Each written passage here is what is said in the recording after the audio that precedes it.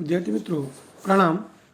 ધોરણ 10 વિજ્ઞાન પ્રકરણ 8 સજીવો કેવી રીતે પ્રજનન કરે છે, હાઉ ડુ ઓર્ગેનિઝમ્સ રિપ્રોડ્યુસ।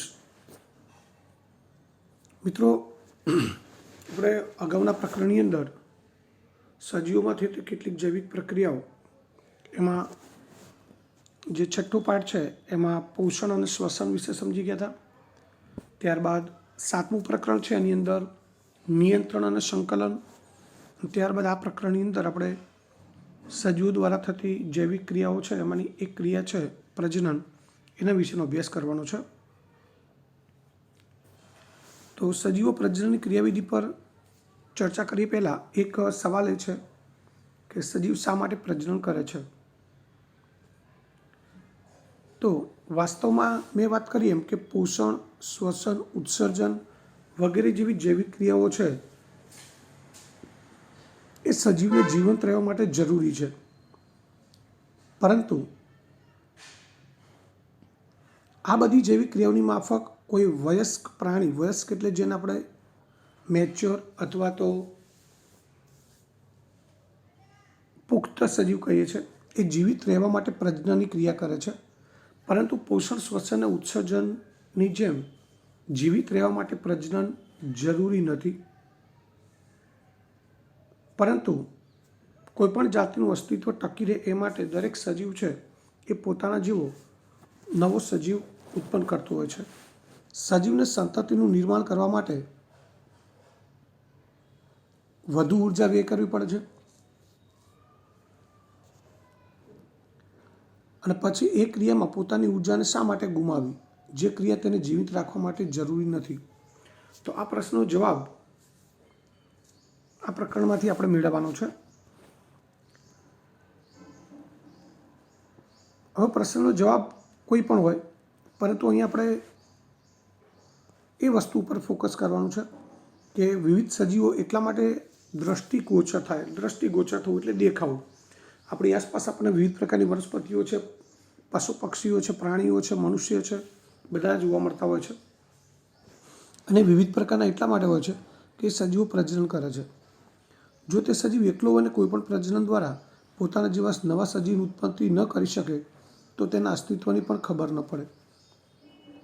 એનું કારણ એ છે કે મિત્રો, દરેક સજીવ જન્મે છે, એનું નિશ્ચિત જીવનકાળ હોય છે, અને જીવનકાળના અંતે મૃત્યુ પામે છે, અને એ જીવનકાળ દરમિયાન એ પોતાના જેવી નવી સંતતિ એટલે કે પોતાના જેવા બીજા સજીવો ઉત્પન્ન કરે છે, અને એના કારણે એ જાતિની અસ્તિત્વ ટકી રહે છે। સાથે સાથે કોઈપણ સજીવોની વિશાળ સંખ્યા, કોઈપણ જાતિમાં આપણે જઈએ તો એના સજીવોની સંખ્યા ખૂબ વિશાળ હોય છે, અને એને એ વિશાળ સંખ્યાની અસ્તિત્વની આપણને માહિતી આપે છે। આપણે કેવી રીતે કહી શકીએ કે બે સજીવ એક જ જાતિના સભ્ય છે અથવા એક જ જાતિના છે? એનું કારણ એટલું જ છે, આપણે એટલું જ કહી શકીએ એ દેખાવમાં એક સમાન છે। આમ પ્રજનન કરનારા સજીવો છે એ નવી સંતતિનું સર્જન કરે છે, અને જે ખાસી હદ એટલે અમુક હદ સુધી એકબીજા સાથે સમાન જોવા મળે છે, પરંતુ 100% સંપૂર્ણપણે સમાન હોય એવું જરૂરી નથી। તો હવે આપણે અહીંયા એ સમજવું છે કે સજીવો એક જ જાતિના સજીવો એકબીજાને સમાન હોય છે, પરંતુ એ સજીવો સંપૂર્ણપણે પોતાના જેવા જ નવા સજીવોનું સર્જન કરે છે।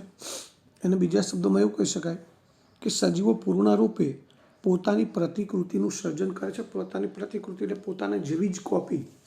નવો સજીવ જે ઉત્પન્ન થાય એ સંપૂર્ણપણે 100% પોતાના જેવો જ હોય છે। હોય છે તો કેમ, ન હોય તો કેમ, એ આપણે જોઈએ। તો વિવિધ સજીવોની સંરચના, આકાર, કદ એટલે કે આકૃતિ સમાન હોય છે, અને એના કારણે એ સજીવો એકબીજાને સમાન જોવા મળે છે। હવે શરીરની સંરચના સમાન હોય એ માટેની તેમની બ્લુ પ્રિન્ટ પણ સમાન હોવી જોઈએ। મિત્રો, અહીં શબ્દ છે બ્લુ પ્રિન્ટ, તો આનો અર્થ શું થાય? તો બ્લુ પ્રિન્ટનો અર્થ એવો થાય મિત્રો, આપણે ધોરણ 10 તમારી જે બોર્ડની એક્ઝામ લેવાય છે એનું જે 80 માર્કનું પેપર હોય, દરેક પ્રકરણનો ગુણભાર વહેંચેલો હોય, તો પેપર સેટ કરે પહેલાં એની એક બ્લુ પ્રિન્ટ બનાવેલી હોય. એ બ્લુ પ્રિન્ટમાં ધારો કે પહેલું પ્રકરણ છે વિજ્ઞાનનું, એના 6 ગુણ છે, તો 6 ગુણને કેવી રીતે ડિવાઈડ કરવા એના માટેનું માળખું તૈયાર કરવું પડે. જેમ કે 1 ગુણનો એક પ્રશ્ન, 1 ગુણનો એક પ્રશ્ન, 2 ગુણનો એક પ્રશ્ન અને 3 ગુણનો એક પ્રશ્ન. એટલે 6 ગુણ થઈ ગયા ટોટલ. આ 3 અને આ 3, 6 ગુણ થઈ ગયા અને પ્રશ્નો થયા 3. ગુણ 6 થઈ ગયા અને પ્રશ્નો થયા 3. તો આ રીતે 6 ગુણ પ્રથમ પ્રકરણના છે, તો એને કયા કેટલા ગુણના એ પ્રકરણમાંથી પ્રશ્નો પૂછવા, એ જે તે પ્રકરણનું કન્ટેન્ટ હોય એના આધારે નક્કી કરવામાં આવતું હોય. આવી રીતે દરેક પ્રકરણ છે એનો ગુણભાર વહેંચેલો હોય અને એ ગુણભાર પ્રમાણે એમાંથી કયા ગુણના કેટલા પ્રશ્નો પૂછવા, આનું આખું એક માળખું તૈયાર થાય. અને માળખું તૈયાર થાય એના આધારે પેપર સેટર છે એ પેપર સેટ કરે. એટલે બ્લુ પ્રિન્ટ પ્રમાણે જ આખું પેપર તૈયાર થતું હોય. તો મિત્રો, અહીંયા મનુષ્યની કોઈ પણ સજીવની બ્લુ પ્રિન્ટની વાત છે. તો સજીવની બ્લુ પ્રિન્ટ એટલે આપણે મનુષ્યની વાત કરીએ તો કોઈ પણ બાળકનો જન્મ થાય તો એ પહેલાં એ બાળકનું શરીર કેવું હશે, કેટલા અંગો હશે, અંગો કેટલા વિકસિત હશે, શરીરનો આકાર કેવો હશે, શરીરનો રંગ કેવો હશે, આ બધું જ અગાઉથી મિત્રો નક્કી હોય. એ બ્લુપ્રિન્ટ તૈયાર હોય છે અને જે પ્રમાણે બ્લુપ્રિન્ટ હોય એ બ્લુપ્રિન્ટ પ્રમાણે જ એ બાળકનો જન્મ થતો હોય છે. આપણને ખબર છે કે મનુષ્યમાં સ્ત્રી હોય કે માતા હોય એ બાળકને જન્મ આપે છે. ચકલીના ઈંડા એમાંથી ચકલીનો જ જન્મ થાય છે, કાગડાનો કે કાબરનો ક્યારેય જન્મ થતો નથી. કૂતરી છે એ ગલુડિયાને જ જન્મ આપે છે. તો મિત્રો, એનું કારણ એ છે કે પ્રજનન ક્રિયા દરમિયાન જ્યારે પ્રજનન કોષો છે એમનું મિલન થાય, એટલે કે ભેગા થાય અને ફલિતાંડ બને, અને એમાંથી આખા જ્યારે એ 2 કોષમાંથી એક જ કોષ બને અને એક કોષ બને ત્યારે એ એક કોષની અંદર આખા નવા સજીવનું કેવી રીતે નિર્માણ કરવાનું છે મિત્રો, એની બધી જ માહિતી એક કોષની અંદર હોય. અને જે પ્રમાણે માહિતી છે એ જ પ્રમાણે આખો સજીવ એક કોષમાંથી 2 બને, 2માંથી 4 બને, એમ ઘણા બધા અસંખ્ય કોષો બને. અને એ કોષો બનતા જાય અને એ જ રીતે એ કોષોમાંથી કોષો જુદા જુદા જૂથમાં વહેંચાતા જાય, એમાંથી પેશીઓ બનતી જાય, પેશીમાંથી અંગો બનતા જાય અને એ રીતે આખા નવા સજીવનું શરીરની રચના થતી હોય છે. તો મિત્રો, જેમ આપણે કોઈ મકાન બનાવવું છે કે કોઈ સોસાયટી બનાવવી છે તો એનો પ્લાન પહેલાં આર્કિટેક્ટ અથવા તો સિવિલ એન્જિનિયર તૈયાર કરે અને એ જ પ્રમાણે એનો જે કોન્ટ્રાક્ટર છે, લેબર કોન્ટ્રાક્ટર, એ જે પ્રમાણે પ્લાન આપ્યો છે એ જ પ્રમાણે બિલ્ડિંગ અથવા તો મકાન તૈયાર કરે છે. મિત્રો, એવું જ કંઈક અહીંયા પણ છે કે જે તે સજીવની શરીર રચના છે એનું અગાઉથી પ્લાન, જેને આપણે અહીંયા શબ્દ વાપર્યો છે બ્લુપ્રિન્ટ, એ તૈયાર હોય છે. અને જે પ્રમાણે બ્લુપ્રિન્ટ છે એ જ પ્રમાણે આખા સજીવના શરીરનું ઘડતર અથવા તો નિર્માણ થતું હોય છે. એટલે હવે તમે બ્લુપ્રિન્ટ સમજી ગયા છો કે પ્રજનન ક્રિયા દરમિયાન નવી જે સંતતિ ઉત્પન્ન થવાની છે, નવો સજીવ ઉત્પન્ન થવાનો છે, એ કેવો હશે, એનું શરીર કેવું હશે, એનો રંગ કેવો હશે, એનો આકાર કેવો હશે, એને કેટલા અંગો હશે, આ બધાનું જ આખું એક માળખું તૈયાર હોય છે, જેને આપણે બ્લુપ્રિન્ટ કહીશું. એટલે બ્લુપ્રિન્ટ સમાન હોય છે.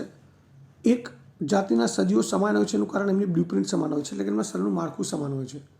એટલે આમ જોવા જઈએ તો પ્રજનન કરવું એટલે સજીવની સંરચનાની બ્લુપ્રિન્ટ તૈયાર કરવાની ક્રિયા. પ્રજનન ક્રિયા દરમિયાન મેં વાત કરી એમ કે જે 2 સજીવો પ્રજનન ક્રિયા કરે એટલે 2 કોષમાંથી એક કોષ બને અને એ કોષની અંદર આખી બ્લુપ્રિન્ટ તૈયાર થતી હોય.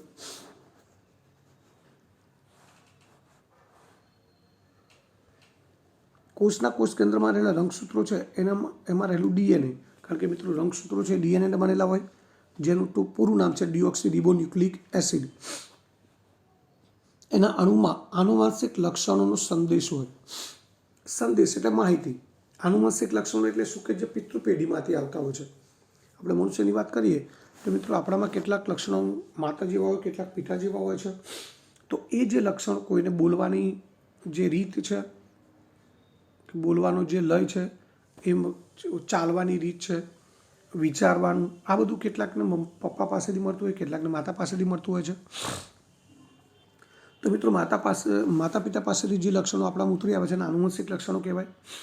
એટલે જે એક કોષ બને એના કોષના કોષ કેન્દ્રમાં ડીએનએ હોય, કોષ કેન્દ્રમાં રંગસૂત્રો અને રંગસૂત્રો ડીએનએને બનેલા હોય. એ ડીએનએની અંદર આ જે માતા પિતાના જે કંઈ લક્ષણો છે એની માહિતી હોય, સંદેશ એટલે માહિતી, જે પિતૃ તરફથી, પિતૃ એટલે એમાં માતા પિતા બંને આવી જાય, એમાંથી સંતતિમાં આવે છે. અને કોષના કોષ કેન્દ્રમાં રહેલા ડીએનએમાં પ્રોટીન સંશ્લેષણ માટેની માહિતી હોય છે. કયા પ્રકારના પ્રોટીનનું સંશ્લેષણ કરવું એની માહિતી એ ડીએનએમાં રહેલી હોય છે. અને આ સંદેશ અલગ હોવાની સ્થિતિમાં નિર્માણ કે સંશ્લેષણ પામતો પ્રોટીન પણ ભિન્ન હોય. જો માહિતી અલગ પ્રકારની હોય, પ્રોટીનના જે સંશ્લેષણ માટેની માહિતી જુદી હોય, તો એ સંશ્લેષણ કે નિર્માણ પામતું પ્રોટીન પણ ભિન્ન હોય. અને એ પ્રોટીન ભિન્ન હોય એટલે એના કારણે એ જે ડીએનએ છે એ પણ ભિન્ન હોય.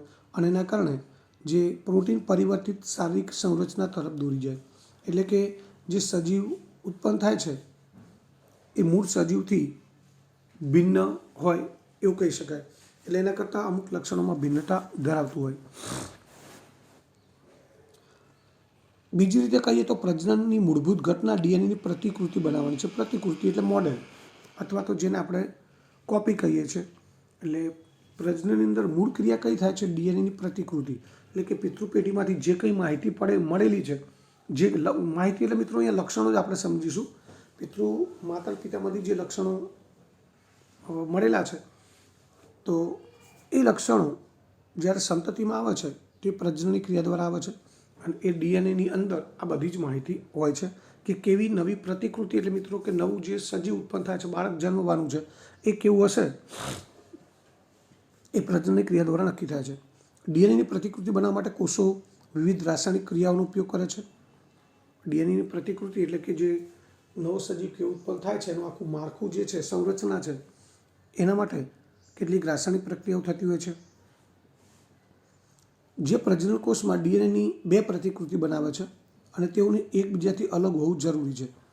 તો મિત્રો અહીંયા ડીએનએની બે પ્રતિકૃતિ એટલે કે બે સંરચનાઓ અથવા તો બે કોપી બનતી હોય છે જે એકબીજાથી અલગ હોય. પરંતુ ડીએનએની એક પ્રતિકૃતિને મૂળ કોષમાં રાખીને બીજી પ્રતિકૃતિને તેની બહાર કાઢી નાખવાથી કામ ચાલતું નથી.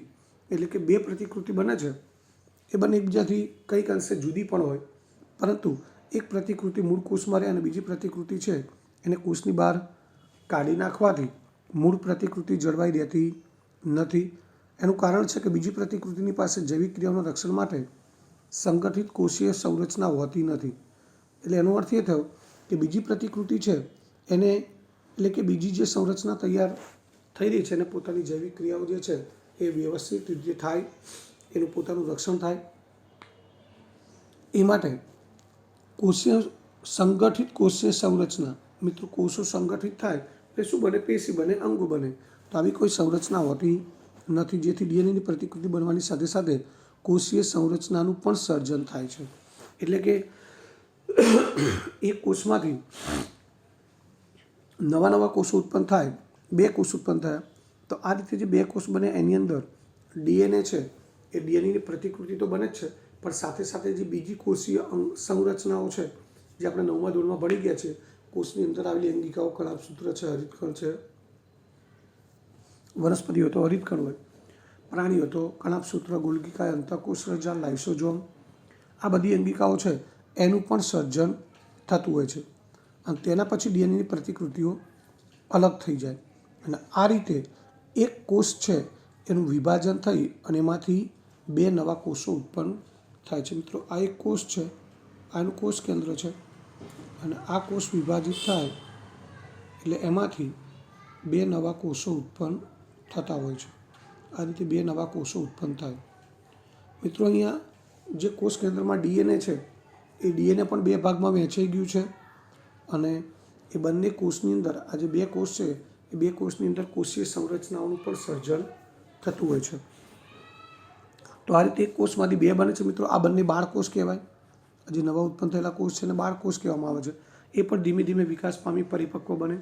પરિપક્વ બન્યા બાદ એ પણ ફરીથી કોષ વિભાજન પામવાની ક્ષમતા પ્રાપ્ત કરે અને ત્યારબાદ એ કોષ વિભાજન પામી નવા બીજા 2 કોષો ઉત્પન્ન થાય.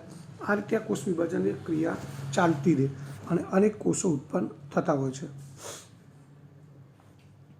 આ રીતે 2 કોષો એકબીજાને સમાન હોય છે, પરંતુ શું તેઓ સંપૂર્ણપણે એકબીજાને સમરૂપ હોય છે, એટલે એકબીજા સાથે સંપૂર્ણપણે સમાનતા ધરાવતા હોય છે? તો આ પ્રશ્નનો જવાબ એ બાબત ઉપર આધાર રાખે છે કે પ્રતિકૃતિ કેટલી ચોકસાઈથી તૈયાર થઈ છે. એટલે જ્યારે ડીએનએની 2 પ્રતિકૃતિ તૈયાર થઈ તો એ કેટલી ચોક્કસ છે, કેટલી મૂળભૂત છે, એના આધારે જે નવા 2 કોષો ઉત્પન્ન થાય છે એની સમાનતા આધાર રાખે છે. જેટલી વધુ ચોકસાઈથી પ્રતિકૃતિ તૈયાર થઈ હોય તો એટલી સમાનતા વધુ હશે, અને ચોકસાઈ ઓછી જળવાઈ રહી હોય તો સમાનતા ઓછી હોય. કોઈપણ જૈવ રાસાયણિક પ્રક્રિયા સંપૂર્ણપણે વિશ્વસનીય હોતી નથી. એટલે કોઈપણ જૈવ રાસાયણિક એટલે મિત્રો, જૈવ એટલે સજીવ અને રાસાયણિક એટલે સજીવની અંદર થતી રાસાયણિક પ્રક્રિયા એ સંપૂર્ણપણે વિશ્વસનીય નથી હોતી. એટલે કે કેટલીક વાર એવું બનતું હોય કે આપણે જે જૈવ રાસાયણિક પ્રક્રિયાની અંદર આપણને ખબર હોય કે આ પ્રક્રિયામાં આવું થાય છે, પણ કેટલીક વખત એના કરતાં કંઈક જુદું પરિણામ પણ જોવા મળતું હોય છે. મિત્રો, એનું કારણ આપણે એવું કહી શકીએ કે કેટલીક વખત કેટલાક જે દંપતીઓ હોય છે, પતિ પત્ની, એમને ખૂડ ખાપણવાળા બાળકો જન્મે છે, કંઈક ખામીવાળા બાળકો જન્મે છે. તો મિત્રો, એનું કારણ આ છે કે જૈવ રાસાયણિક પ્રક્રિયા જે થાય છે ને એના અંતે જે નવા કોષો, નવી પ્રતિકૃતિઓ તૈયાર થાય અને સજીવના શરીરનું નિર્માણ થાય, એમાં સંપૂર્ણપણે વિશ્વસનીયતા હોતી નથી. એમાં પણ ક્યાંક આપણે ધારીએ છીએ એના કરતાં કંઈક જુદી પ્રક્રિયાઓ પણ થતી હોય છે. એટલે એવું કહી શકાય કે ડીએનએની પ્રક્રિયામાં કેટલીક ભિન્નતાઓ હોઈ શકે.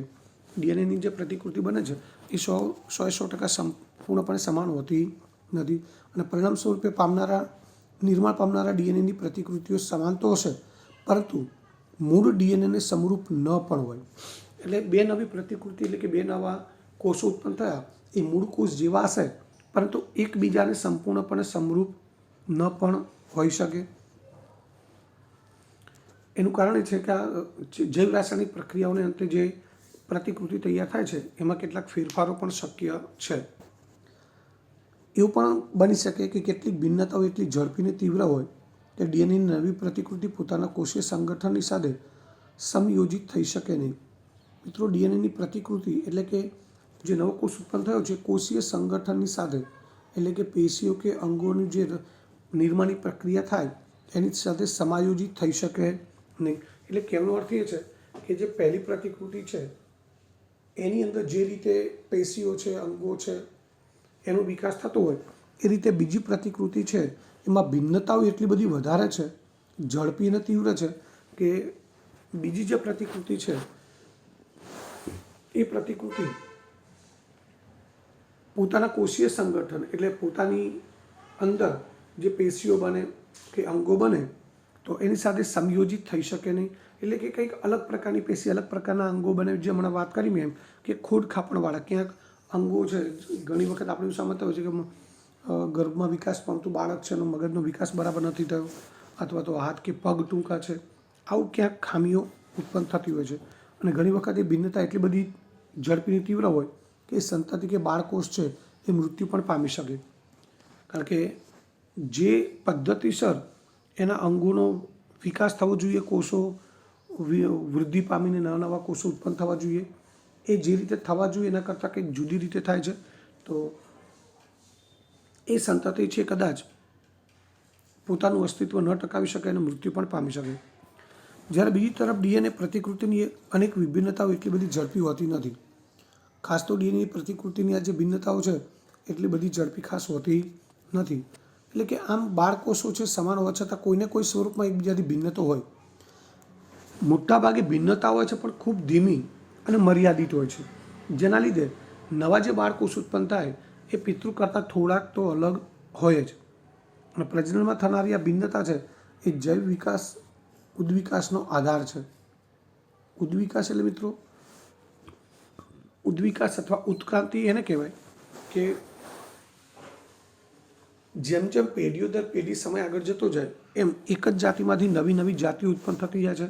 કેટલીક જાતિઓ જે પહેલાં અસ્તિત્વ ધરાવતી હતી અત્યારે હાલ નથી. જેમ કે ડાયનોસોર આપણને ખબર છે કે ડાયનોસોર જેવા પ્રાણીઓ ભૂતકાળમાં પૃથ્વી પર અસ્તિત્વ ધરાવતા હતા, જે અત્યારે હાલ નથી. અને અત્યારે હાલ એવી પણ કેટલીક જાતિઓ છે કે જે ભૂતકાળમાં નથી. એટલે પૂર્વે અસ્તિત્વ ધરાવતી જાતિમાંથી નવી નવી જાતિનું સર્જન થતું હોય છે. એને ઉદ્વિકાસ અથવા તો ઉત્ક્રાંતિ કહી શકાય. અને મિત્રો આ ત્યારે જ શક્ય છે કે જે બાળકોષો ઉત્પન્ન થાય છે, કે નવી સંતતિ ઉત્પન્ન થાય છે, એ સંતતિ એ એકબીજાથી કેવી હોય છે, થોડા ઘણા અંશે ભિન્ન હોય. મિત્રો એ ભિન્નતા પેઢી દર પેઢી વધતી જાય, સામ્યતા ઘટતી જાય અને ભિન્નતા વધતી જાય. અને અમુક પેઢીઓ બાદ એવું જોવા મળે કે એક જ જાતિની બે સંતતિ હતી, એ એકબીજાથી સંપૂર્ણપણે જુદી હોય, તદ્દન અલગ હોય. તો એક જ જાતિમાંથી બે નવી જાતિનું સર્જન થયું છે એમ કહી શકાય. તો મિત્રો હવે આટલા જે આપણે ટૉપિકની ચર્ચા કરી એના મુદ્દાસર પ્રશ્નના જવાબ સમજીશું. મિત્રો પહેલો સવાલ છે, સજીવો શા માટે પ્રજનન કરે છે? અથવા પ્રજનન આવશ્યક ક્રિયા છે પરંતુ વ્યક્તિગત સજીવની જીવિતતા માટે નહીં. સમજાવો. પ્રજનન આવશ્યક છે પણ શા માટે? કે જે તે જાતિનું અસ્તિત્વ ટકી રહે, એ જાતિના સજીવો ઉત્પન્ન થાય તો એ જાતિનું અસ્તિત્વ ટકી રહે.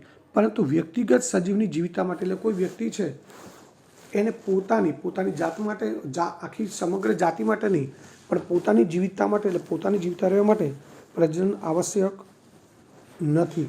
સમજાવો. તો સજીવો પ્રજનન દ્વારા પોતાના જીવત નવા બાળ સંતતિનું નિર્માણ કરે છે. અને જીવિત રહેવા માટે અનિવાર્ય ક્રિયાઓ જેવી કે પોષણ, શ્વસન, ઉત્સર્જન વગેરેની જેમ પ્રજનન ક્રિયા જરૂરી નથી. દરેક સજીવ મર્યાદિત જીવનકાળ ધરાવે છે અને સજીવ મૃત્યુ પામે છે. અને સજીવો પોતાના જીવનકાળ દરમિયાન પ્રજનન દ્વારા પોતાની જેવી સંતતિનું નિર્માણ કરે છે.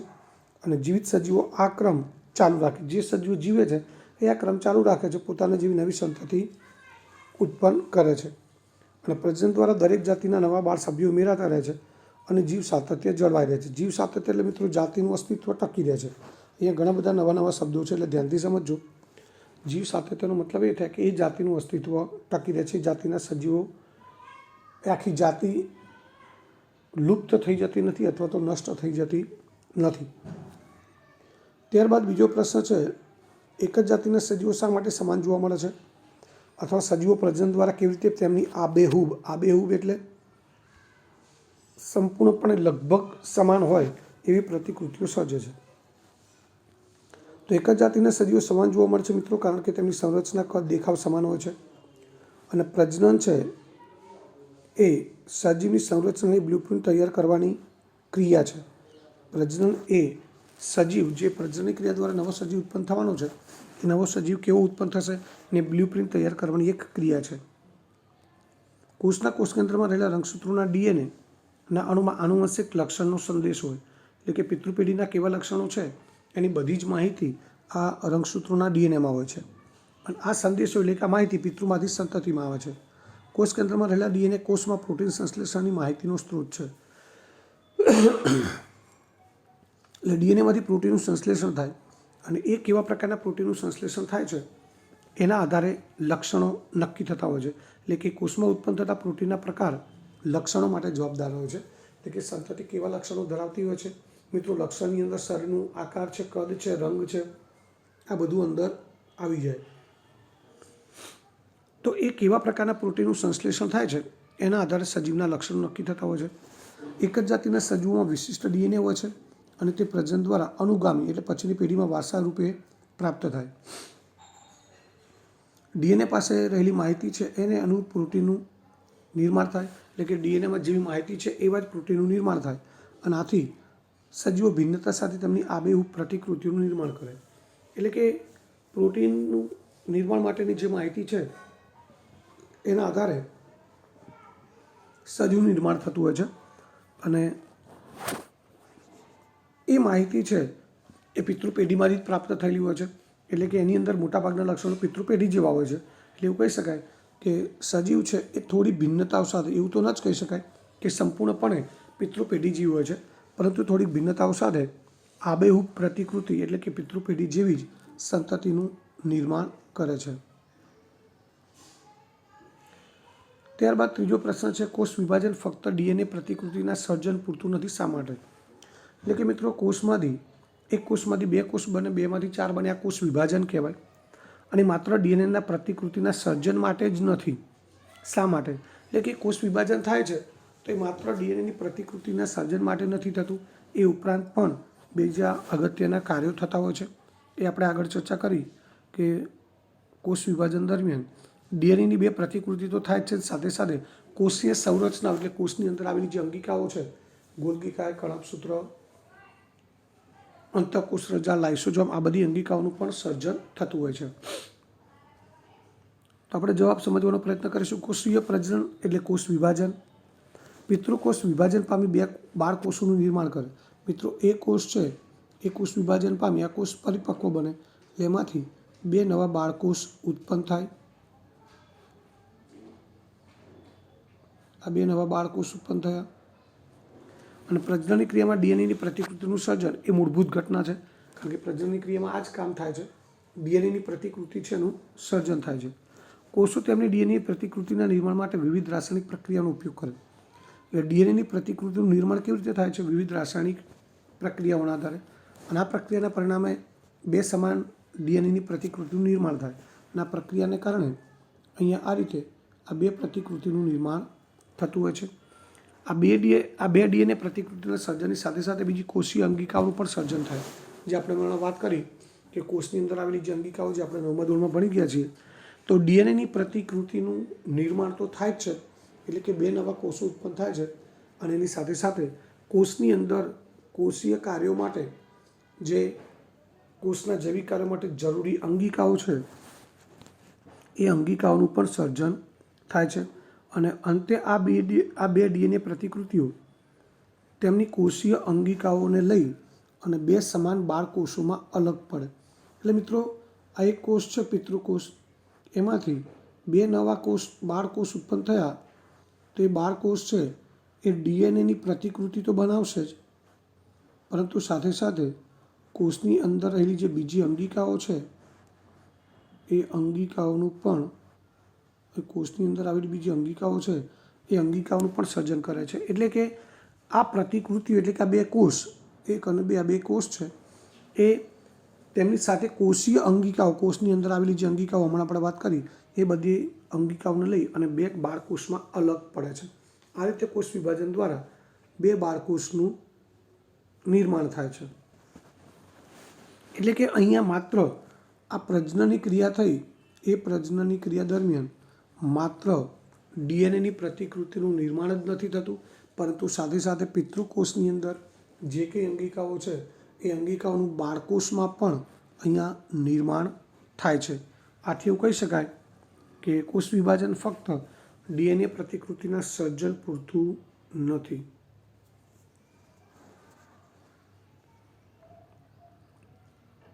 મિત્રો ત્યારબાદ આગળ જોઈએ આપણે નવો ટોપિક છે ભિન્નતા.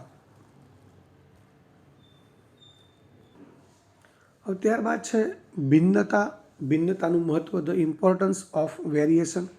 મિત્રો આપણે વાત કરી કે પહેલાં એક સવાલ એવો હતો કે જે સંતતિ છે એ પિતૃને સમાન હોય છે. સાથે સાથે એ પણ ચર્ચા કરી કે એને સંપૂર્ણપણે સમરૂપ હોતી નથી, થોડી ઘણી તો ભિન્નતાઓ હોય છે. એટલે કે થોડીક ભિન્નતાઓ સાથે સંતતિ છે પિતૃ પેઢીને મળતી આવતી હોય છે. તો ભિન્નતાનું શું મહત્ત્વ છે એ આપણે સમજવાનું છે. તો પોતાની પ્રજનન ક્ષમતાનો ઉપયોગ કરી સજીવોની વસ્તી યોગ્ય નિવસન તંત્રમાં સ્થાન અથવા વસવાટ પ્રાપ્ત કરે. મિત્રો સજીવો છે, મિત્રો આમાં વનસ્પતિ, પ્રાણી, પશુ, પક્ષી, મનુષ્ય બધા આવી ગયા. એ દરેક સજીવ પોતાની પ્રજનન ક્ષમતાનો ઉપયોગ કરી સજીવની વસ્તી યોગ્ય નિવસન તંત્રમાં સ્થાન અથવા વસવાટ કરે છે. નિવસન તંત્ર એટલે આપણે ભણી ગયા છીએ તૃણભૂમિનું, સમુદ્રનું, નદીનું, તળાવનું, રણ પ્રદેશનું, જંગલનું, આ બધા નિવસન તંત્રો છે. પ્રજનન દરમિયાન ડીએનએ પ્રતિકૃતિનું સાતત્ય સજીવની શારીરિક સંરચના તેમજ બંધારણ જાળવી રાખવા માટે અત્યંત મહત્વપૂર્ણ છે. ડીએનએ પ્રતિકૃતિનું સાતત્ય સજીવની શારીરિક સંરચના અને બંધારણ જાળવી રાખવા માટે અગત્યના છે કે જે તેઓને વિશિષ્ટ વસવાટને યોગ્ય બનાવે છે.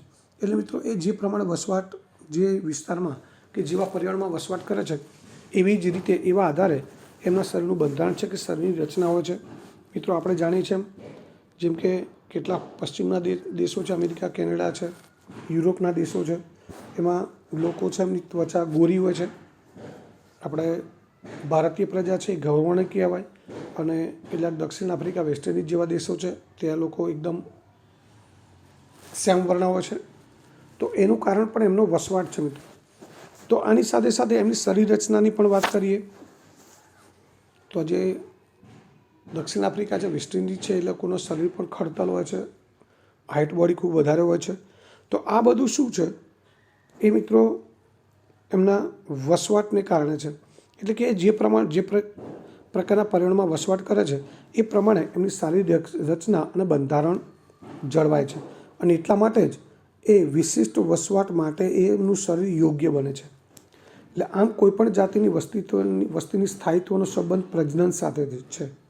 એટલે કોઈપણ વસ્તી છે કોઈપણ વસવાટમાં સ્થાયી થાય છે તો એનો સીધો સંબંધ પ્રજનનની ક્રિયા સાથે સંકળાયેલો છે. મિત્રો, વસવાટમાં અનેક પરિવર્તન આવી શકે જે સજીવોના નિયંત્રણમાં નથી હોતું. કોઈ ચોક્કસ જગ્યાએ વસવાટ કરતા સજીવો છે, એમના વસવાટમાં ત્યાંના પર્યાવરણમાં કોઈ પરિવર્તન, કુદરતી પરિબળોને કારણે, કુદરતી આફતને કારણે પરિવર્તન આવી શકે, પરંતુ એ સજીવના નિયંત્રણમાં નથી હોતું. એટલે કે એ પરિવર્તન છે એ સજીવો રોકી શકતા નથી. જેમ કે પૃથ્વીનું તાપમાન વધારે કે ઓછું થઈ શકે છે, પાણીના સ્તરમાં પરિવર્તન, ઉલ્કાની અથડામણ, આ બધા એના ઉદાહરણ છે કે જે સજીવના હાથમાં નથી. આપણે ઈચ્છીએ તો પણ એને રોકી શકતા નથી. કેટલાક પરિવર્તનો છે એ આપણા નિયંત્રણમાં હોતા નથી.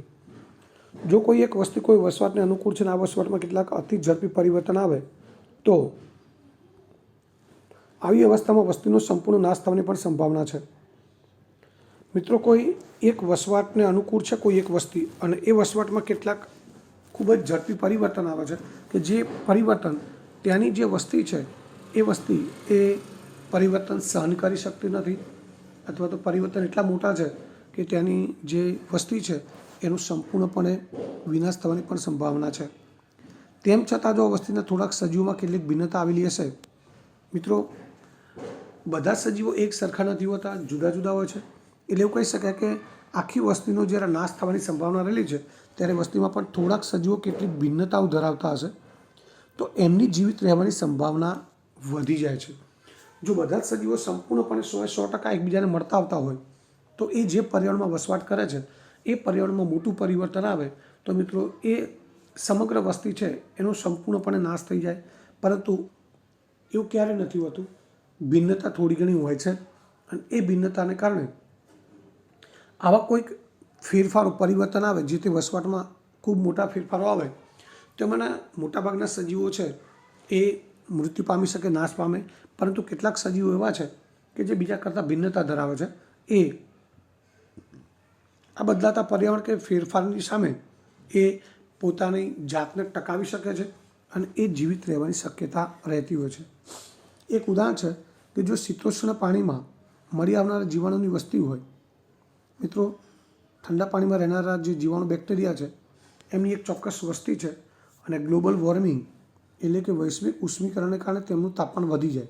એ જે જગ્યાએ વસવાટ કરે છે એ વસવાટનું તાપમાન વધી જાય છે, અને તાપમાન એટલું વધી જાય છે કે એ બેક્ટેરિયાને જીવંત રહેવું પણ મુશ્કેલ બની જાય છે. તો એના કારણે મોટાભાગના જીવાણુઓ મરી જાય છે. પરંતુ બેક્ટેરિયાની એ ચોક્કસ વસ્તી છે એની અંદર કેટલાક તાપમાન પ્રતિરોધી ક્ષમતા ધરાવતા પણ બેક્ટેરિયા હશે.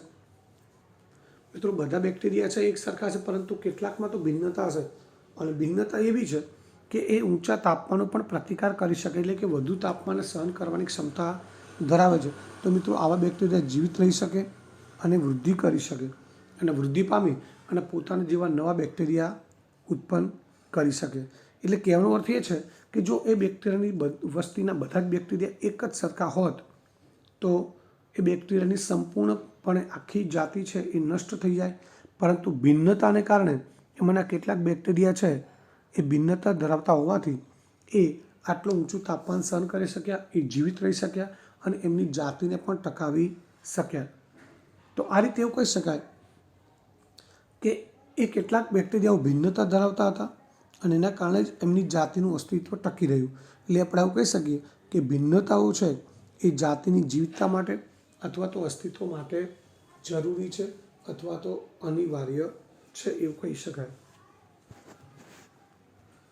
તો મિત્રો આનો પણ આપણે મુદ્દાસર જવાબ સમજવાનો પ્રયત્ન કરીશું. તો આગળનો પ્રશ્ન છે કોષીય પ્રજનન અને તે દરમિયાન ભિન્નતાનો ઉદ્ભવ સમજાવો. મિત્રો કોષીય પ્રજનનની આગળ વાત થઈ ગઈ. હવે ભિન્નતાનો ઉદ્ભવ કેવી રીતે થાય છે એની આપણે વાત કરીએ. તો કોષ વિભાજન દ્વારા ઉત્પન્ન થતા બે બાળકોષો સમાન હોય છે, પરંતુ તેમ છતાં સંપૂર્ણપણે સમરૂપ નથી.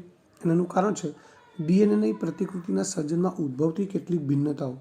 જ્યારે ડીએનએની પ્રતિકૃતિ એટલે કે બે નવા કોષો ઉત્પન્ન થાય છે ત્યારે એમાં કેટલીક ભિન્નતાઓ હોય છે. વધારે સમાનતા હોય, બહુ ઓછી ભિન્નતા હોય છે. પરિણામે ડીએનએની પ્રતિકૃતિઓ સમાન હોવા છતાં મૂળ ડીએનએની સમરૂપ હોતી નથી. એટલે મોટાભાગના અંશે સમાન હોય છે, પરંતુ તેમ છતાંય સંપૂર્ણપણે સમરૂપ હોતી નથી. મૂળ ડીએનએ કરતાં તેની પ્રતિકૃતિમાં જે ભિન્નતાઓ તીવ્ર અને ઝડપી હોય છે તે ભિન્નતાઓ કોષીય સંગઠન સાથે અનુકૂલિત થતી નથી. એટલે કે જે આપણે વાત કરીએ પ્રતિકૃતિમાં ભિન્નતા બહુ મોટી હોય તો ખરેખર જે પ્રમાણે સજીવનું સર્જન થવું જોઈએ, એમાં પેશી અંગોનો વિકાસ થવો જોઈએ, એ થતો નથી. એટલે કે એ કોષીય સંગઠન સાથે અનુકૂલિત થતી નથી. આથી ડીએનએમાં આવી ભિન્નતાઓ ધરાવતી સંતતિ છે એ મૃત્યુ પામે.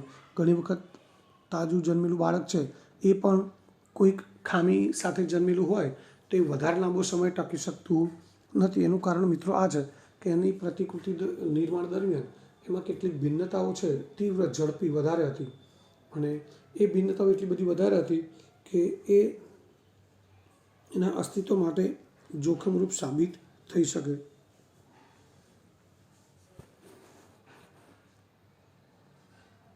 ડીએનએ પ્રતિકૃતિમાં કેટલીક અન્ય ભિન્નતાઓ લાભકારક પણ હોય છે મિત્રો. કેટલીક ભિન્નતાઓ લાભકારક હોય જે કોષને જીવંત રહેવામાં મદદરૂપ થાય છે. જો ઝડપી અને તીવ્ર ભિન્નતાઓ હોય તો એ સજીવના મૃત્યુનું કારણ બની શકે છે, પરંતુ કેટલીક ભિન્નતાઓ લાભકારક હોય જે કોષને જીવંત રહેવામાં મદદરૂપ થાય. આમ જીવિત કોષો સમાન હોવા છતાં તેમના દેખાવ કે સંરચનામાં નાની નાની ભિન્નતાઓ ધરાવે છે. આ રીતે કોષીય પ્રજનન દરમિયાન ભિન્નતાઓ ઉદ્ભવ પામી એકત્ર થતી જાય. એટલે આ રીતે પ્રજનન ક્રિયા દરમિયાન ભિન્નતાઓ ઉત્પન્ન થતી હોય એ ભિન્નતાઓ પેઢી દર પેઢી જેમ જેમ આગળ જાય પેઢી એમ એકત્રિત થતી જાય છે. ત્યારબાદ આગળનો પ્રશ્ન છે જાતિના અસ્તિત્વ માટે ભિન્નતા જરૂરી છે, સમજાવો.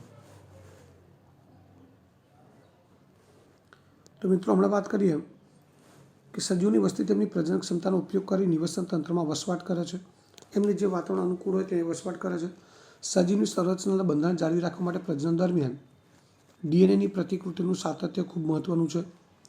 સજીવની સંરચનાના બંધારણ એટલે પિતૃ પેઢી જેવી જ હોય એ માટે ડીએનએની પ્રતિકૃતિ છે એનું સાતત્ય એટલે કે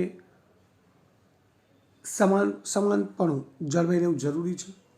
આમ કોઈ જાતિની વસ્તીનું ચોક્કસ વસવાટમાં સ્થાયિત્વ એટલે સ્થાયીપણું પ્રજનન ક્રિયા વડે જાળવી રાખવામાં આવે છે. એટલે કે કોઈ વસ્તી છે એ ચોક્કસ વસવાટમાં ત્યારે સ્થાયી બની શકે કે જ્યારે પ્રજનન ક્રિયા દરમિયાન પ્રતિકૃતિનું સાતત્ય જળવાય. પરંતુ વસવાટમાં ઘણી વખત ફેરફારો થતા હોય છે અને ફેરફારો છે એ સજીવોના નિયંત્રણમાં હોતા નથી. જેમ કે પૃથ્વીના તાપમાનમાં વધારો, પાણીના સ્તરમાં ફેરફાર, ઉલ્કાની અથડામણ કે અન્ય કોઈ રીતે નિવસન તંત્રમાં સર્જાતું પરિવર્તન વગેરે. મિત્રો ડાયનોસોર છે એ વર્ષો પહેલાં, કરોડો વર્ષો પહેલાં પૃથ્વી પર હતા, અત્યારે હાલ નથી. તેનું કારણ એવું માનવામાં આવે છે કે ઉલ્કા પ્રપાતને કારણે આ ડાયનોસોર છે એની આખી જાતિ છે એનો નાશ થયો એવી એક માન્યતા છે. તો મિત્રો એક પ્રકારનો પરિવર્તન છે, ફેરફાર છે, વસવાટમાં થયેલો ફેરફાર જે એમના નિયંત્રણમાં ન હતો, જેના કારણે એ સમગ્ર જાતિનો નાશ થયો. ચોક્કસ પ્રકારના વસવાટમાં કોઈપણ ફેરફાર સજીવોની વસ્તી છે એને અસર કરે છે અને આ સ્થિતિમાં અસર પામેલી વસ્તીનું સંપૂર્ણપણે વિનાશ થવાની શક્યતા હોય. આવા ફેરફારો હોય તો એવું બની શકે કે સંપૂર્ણ જે વસ્તી છે એનો નાશ થઈ શકે. આમ છતાં વસ્તીના થોડાક સજીવો જે ડીએનએમાં ભિન્નતાઓ ધરાવે છે જે મોટાભાગના સજીવો કરતાં કંઈક ભિન્નતા સાથે જન્મેલા છે તે જીવંત રહેવાની શક્યતાઓ એમના માટે હોય છે. ઉદાહરણ તરીકે જીવાણુ અથવા બેક્ટેરિયા એની વસ્તી ઠંડા પાણીમાં સામાન્ય તાપમાને જીવંત રહે છે. એટલે કે બેક્ટેરિયાની કેટલીક વસ્તી એવી છે કે જે એમને ઠંડુ તાપમાન છે, નીચું તાપમાન એ અનુકૂળ છે, એમાં એ જીવંત રહે છે. પરંતુ વૈશ્વિક ઉષ્મીકરણ એટલે કે ગ્લોબલ વોર્મિંગને કારણે એ જે જગ્યાએ વસવાટ કરે છે ઠંડા પાણીમાં એ પાણીનું તાપમાન વધી જાય છે. તેના કારણે મોટાભાગના જીવાણુ મૃત્યુ પામે છે. પરંતુ કેટલાક તાપમાન પ્રતિરોધી ક્ષમતા ધરાવતા જીવાણુ બેક્ટેરિયા કે જે અન્ય બેક્ટેરિયા કરતાં કંઈક ભિન્નતા ધરાવતા હતા એ જીવિત રહી શકે છે અને વૃદ્ધિ પામે છે, જેથી એમની જાતિનું અસ્તિત્વ જળવાય છે. તો આ રીતે આપણે કહી શકીએ કે બેક્ટેરિયા છે કેટલાક ભિન્નતા ધરાવતા હતા, જેના કારણે એ જાતિનું અસ્તિત્વ ટકી રહ્યું અને એ પોતાની જાતિ છે એ એની સંખ્યામાં વધારો કરી શક્યા. એટલે જાતિનું અસ્તિત્વ ટકાવવા માટે પણ ભિન્નતા જરૂરી છે અથવા તો આવશ્યક છે એવું કહી શકાય. ત્યારબાદ ડીએનએ પ્રતિકૃતિનું પ્રજનનમાં શું મહત્ત્વ છે? તો પિતૃમાંથી તેની સંતતિઓમાં આનુવંશિક માહિતીના વહન માટે પિતૃપેઢી જે છે એ પિતૃપેઢીમાંથી સંતતિમાં આનુવંશિક માહિતી એટલે પિતૃપેઢીમાં જે કંઈ લક્ષણો છે એ લક્ષણોનું સંતતિઓમાં વહન થાય એ માટે ડીએનએની પ્રતિકૃતિ છે એનું મહત્ત્વ છે.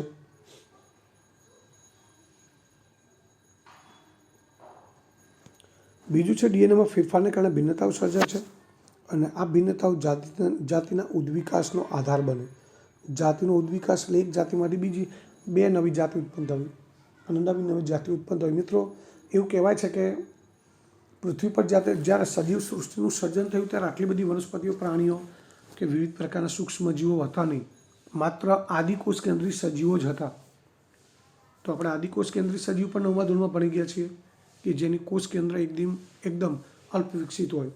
એવા જે એક જ કોષી સજીવો પણ એ પણ આદિકોષ કેન્દ્રી એટલે જેનું કોષ કેન્દ્ર છે અલ્પ વિકસિત હોય, કોષ કેન્દ્ર પટલ ના હોય, કોષી અંગિકાઓનો પણ અભાવ હોય, આવા આદિકોષ કેન્દ્રી સજીવો ઉત્પન્ન થયા. ત્યારબાદ એમાંથી સુકોષ કેન્દ્રી બન્યા, સુકોષ કેન્દ્રી બન્યા પછી એક કોષમાંથી બહુકોષી બન્યા, બહુકોષીમાંથી પછી સરળમાંથી જટિલ બન્યા અને આ રીતે આટલી બધી જાતિઓ જે છે એની ભિન્નતાનો ઉદ્ભવ થયો, જેને ઉદ્વિકાસ કહી શકાય. ડીએનએમાં થતા ફેરફારને કારણે ભિન્નતાઓ સર્જાય અને આ ભિન્નતાઓ છે એ જાતિના ઉદ્વિકાસ માટેનો આધાર બને છે. ત્યારબાદ આગળનો પ્રશ્ન છે, સજીવો ભિન્નતા જાતિઓ માટે લાભદાયક છે પરંતુ વ્યક્તિગત રીતે આવશ્યક નથી, કેમ? તો પ્રજનનમાં ડીએનએ પ્રતિકૃતિનું સર્જન એ મૂળભૂત ઘટના છે અને ડીએનએના પ્રતિકૃતિના સર્જનની ક્રિયા કેટલીક ભિન્નતાઓ દર્શાવી શકે. ડીએનએની પ્રતિકૃતિનું જ્યારે સર્જન થતું હોય ત્યારે કેટલીક ભિન્નતાઓ ઉત્પન્ન થતી હોય છે અને આ ભિન્નતાઓ વ્યક્તિગત રીતે કોઈ ઉપયોગી ન પણ હોઈ શકે. એટલે કોઈ એક જ સજીવને પોતાને માટે એ ભિન્નતાઓ કોઈ પણ રીતે ઉપયોગી ન પણ હોઈ શકે એવું બની શકે, પરંતુ આ ભિન્નતાઓ લાંબા સમયગાળા માટે એકત્રિત થતી રહે છે. અને મેં તમને કીધું એમ કે એક જ જાતિના બે સજીવો છે એમાં મોટાભાગના લક્ષણો સમાન હોય પણ ક્યાંક થોડી ઘણી ભિન્નતા હોય. બે ટ્વિન્સ હોય, જોડિયા બાળકો હોય, બે સગા ભાઈ હોય, બે સગી બહેન હોય કે બે ભાઈ બહેન હોય, તો પણ એમનામાં મોટાભાગે સામ્યતા હોય છે, તેમ છતાંય થોડીક તો ભિન્નતા હોય છે. તો આ રીતે એક જ પેઢીમાં ઉત્પન્ન થયેલી જે ભિન્નતા છે ખૂબ ઓછી હોય, પરંતુ એ પેઢી જેમ જેમ આગળ વધતી જશે એમ ભિન્નતાઓ એકત્રિત થતી જશે, ભિન્નતાઓમાં વધારો થતો જશે અને અમુક પેઢીઓ બાદ એવું બની શકે કે એ બંને સજીવોમાં સમાનતા ઘટતી ગઈ, ભિન્નતાઓ વધતી ગઈ. અમુક પેઢીઓ બાદ એવું બને કે સમાનતા બિલકુલ ઝીરો થઈ જાય અને ભિન્નતાઓ જ થઈ જાય બધી. એટલે આ રીતે બે સજીવો છે, એક જ જાતિના બે સજીવો છે એ અમુક પેઢીઓ પછી એકબીજાથી તદ્દન જુદા પડી જાય અને એના કારણે એ જાતિમાં ફેરફાર પ્રેરે અને ઉદ્વિકાસની પ્રક્રિયા દ્વારા નવી જાતિનું સર્જન કરી શકે. તો મિત્રો આ રીતે એવું કહી શકાય કે જાતિના અસ્તિત્વ માટે ભિન્નતા જરૂરી છે, પરંતુ વ્યક્તિગત રીતે કોઈ એક ચોક્કસ સજીવ માટે એ આવશ્યક નથી, કારણ કે જરૂરી પણ નથી.